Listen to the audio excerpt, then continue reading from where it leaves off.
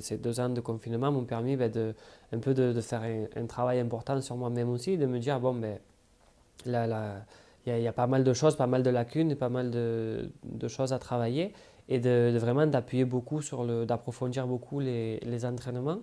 Et je pense que cette année, le public, ou du moins moi personnellement, puis après le public, je pense que l'a ressenti de cette façon-là, j'ai pu essayer de me rapprocher un peu plus de ce que je recherchais là pendant ces 2 ans et du travail que j'ai fait au campo.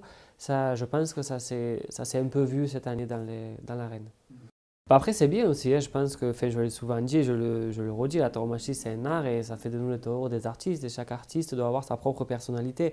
Mais c'est vrai que c'est délicat, il y a une frontière assez fine entre avoir ta propre personnalité et qu'on ne te comprenne pas, mais parce que tu as une personnalité, les gens ne te comprennent pas, ou parce que ce que tu fais, c'est pas bien.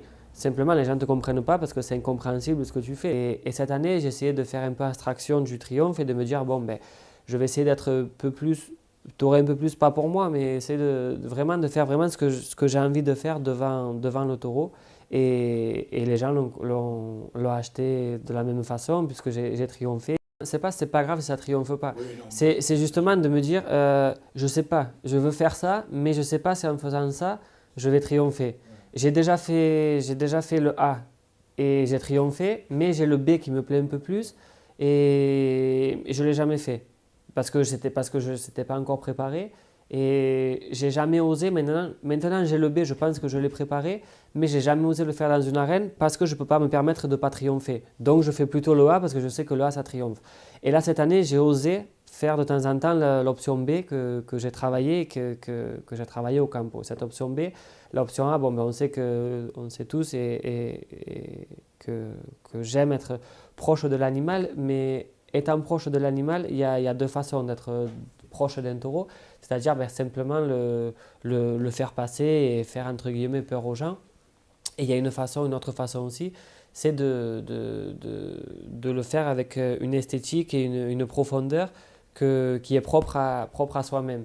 Et essayer de mélanger le terrain avec ce mouletasso-là, c'est pas facile, ça demande du temps. Et j'ai souvent essayé de le faire, mais c'est vrai que là, bon, mais à culpa, non? J'ai essayé de le faire et ça a pas. C'était un projet où c'était comme présenter une copie un peu brouillon. Non? Et donc les gens, il fallait vraiment être très très bon aficionado pour essayer de déceler vraiment ce que je voulais faire. Et là, je pense que de plus en plus, j'arrive à, à limer un peu tout ce que je veux faire et de présenter quelque chose d'un peu plus facile à comprendre.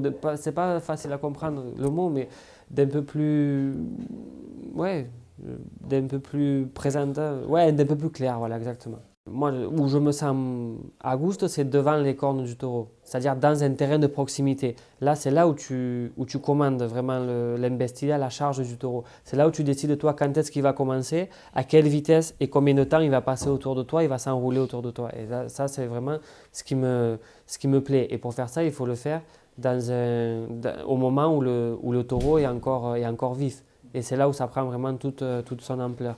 Et c'est ça vraiment que ça, c'est ma base, on va dire, c'est ce que j'ai toujours recherché.